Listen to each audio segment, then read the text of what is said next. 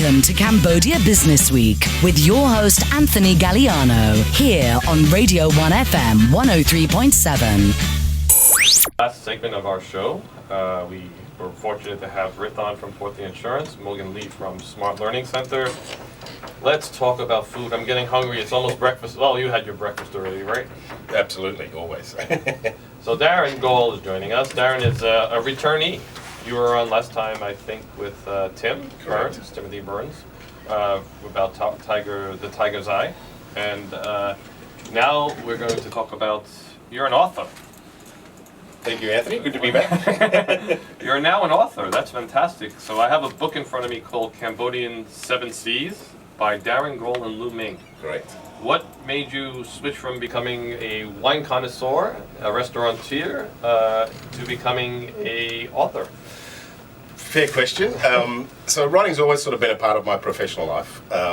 My background in the wine industry is wine marketing. So, some of those dubious back wine labels that you used to read and things like that were all mine. Used to write, back labels for winemakers and press releases and things like that. And that just grew to a genuine passion for writing about food and wine. And Cambodia, of course. So when I had the opportunity to come back to Cambodia from a couple of years in Hanoi, I wanted to come and write about the country, and Lu Ming was able to give me that opportunity. Yeah. Okay, so what was the inspiration to all of a sudden write this book? Okay, so Ming and I have talked about writing together for many, many years, to be honest, and discussed a number of different projects and collaborations, and he has a new restaurant that's just opened called Sevensea. Right. So that presented the perfect opportunity. We discussed an idea to collaborate on a book around the restaurant and around Cambodia and around seafood and the history of seafood in Cambodia. And the book was born from that. All right, well, first we got to get the marketing part here. So where is this wonderful book available? Because you want to sell them, obviously, right? Obviously, yeah. So the book's available from Monument Bookstores and in Cambodia, and also from the Almond Hotels and Seven Seas Restaurant. Okay, so how much is the book? $35, I think. It's all worth it, no problem.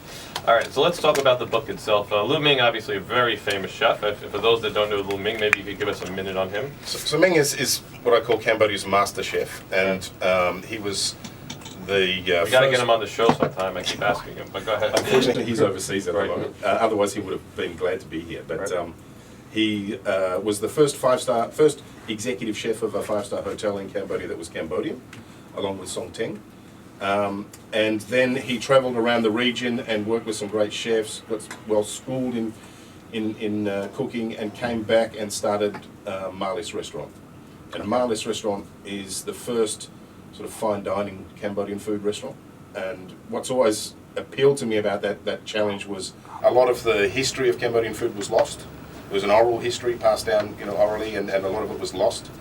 And so Ming, it wasn't just a case of opening the doors and rolling out these fine dining Cambodian dishes. He really had to research the cuisine, restore the cuisine, recalibrate the cuisine, and he's really recreated fine Cambodian dining. His reputation is incredible. He's helping the restaurant market, the food market here in Cambodia. We got to give him a lot of credit for that. There are people that really have passion and commitment to their work, and Lu is obviously one of those people.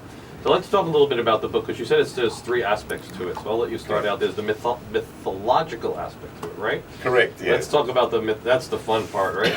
Well, it is. It was certainly fun to research. And so Cambodian people say that they're born of the Naga. And the Naga people were people from under the sea. They're sea people.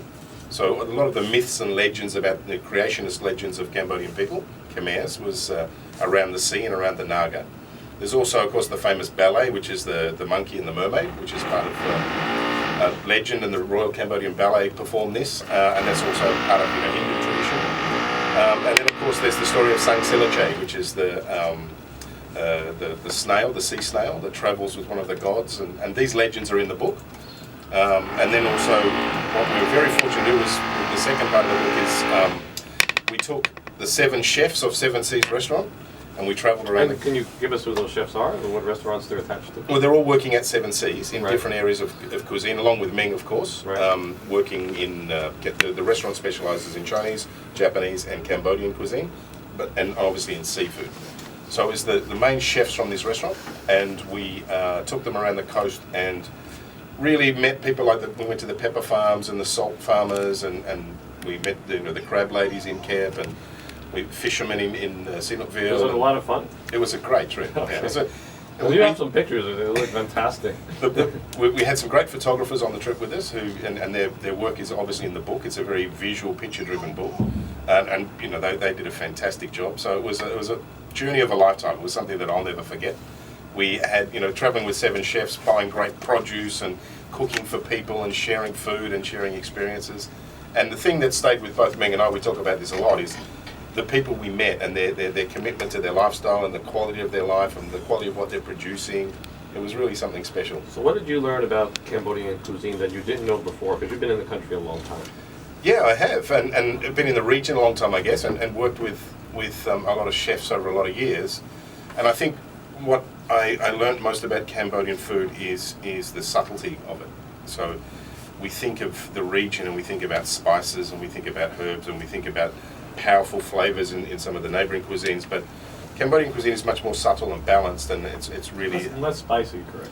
It's less spicy, yeah, but there's spice there, but it's much more with an elegant hand. It's much more delicate, much more complex and sophisticated. Is it underrated? Because you look at the region, people love Chinese food, they love Japanese food, Thai food. Why aren't people saying, let's have some Cambodian food? Well, I think they're starting to. I think it's emerging, and as I say, in part, the economy was under a lot of stress. It, went through this dark period, and a lot of the culture of cuisine and food was lost. So, even now I'm sort of turning up these rare little gems that, from the 50s and 60s that were part of the cuisine here. And I think that we're getting to a stage now where Gordon Ramsay's been in the market here, one of the most famous chefs in the world, and shot a food episode with Meng. You've got Anthony Bourdain has been here, and all of a sudden it's opening up and people are starting to become interested in Cambodian food. And Lu Meng has actually just hosted the first food tourism conference here. Right. And in the greater Mekong area, food tourism is a big part of what is the attraction in the region, yeah. All right, so what are the classic Cambodian seafood dishes? Well, you've got your sort of classic fish amok, but then you've got, sort of herb-based fish soups. You've got to remember that a lot of 90% of the protein in Cambodian's diet comes from freshwater fish. Of course, the most famous dish, and probably my favourite, is the great crab with kampot pepper. Yeah, kampot. Wonderful dish. So there's many, but that's probably my favourite. All right, and what would give us some of the more you've done? Because how many months did you go on this trip with these 7 chefs? Look, the book was probably a year in development, but the trip was only, for the first trip we went down there for a week, and then we come back and we went again, and we went to different parts of the coastline. So on and off, it was probably months. Okay, so tell us some of the more interesting people you met and some of the more interesting things you learned. There's always experiences, right, that you meet very surprisingly interesting people. I guess probably the most fascinating person that I met, there's an island, if you go down the coast about halfway to Koh Kong, there's an island off the coast called King's Island, or Koh Sadat, and it's just a tiny little kidney bean shaped island. You can walk from one side to the other in like 10 minutes, and right in the middle of the island there's an ice factory, and this ice factory is run by Generation Power. It's been there for 25 years. There's a husband and wife that own the ice factory, and they service the entire fishing industry in that area. So they make about 1,200 large blocks of ice a day, and they sell them all. And if they could make more, they could sell more. The ice factory runs 24 hours a day. If the ice factory has a problem, the entire fishing industry in the area has a problem, so they have to import the ice from Thailand. So this ice factory is like the beating heart of the fishing industry on this tiny little island off the coast of Cambodia. And what dish did you discover that you didn't know before? What dish did I discover? Look, there's a lot of different dishes that I hadn't had before, but there's something called it's like a mantis. In Australia we call it a prawn killer because it's got a very sharp tail. Now having that with this sort of krung sauce was one of the best, most interesting dishes I've ever had. I had no idea this species was here, but beautiful flavour. So if you see a mantis in the market or on a menu, definitely try it. I will try it. So the restaurant is located where? It's called Rainbow Bridge, just behind the Sofitel and Aeon Mall. Okay. On the road, just before the bridge that goes over to Koh Kong, you've got the Armand Basak Hotel, and 2 floors of that is the Seven Seas restaurant. Okay, and any quick recommendations, because you are a wine connoisseur, right?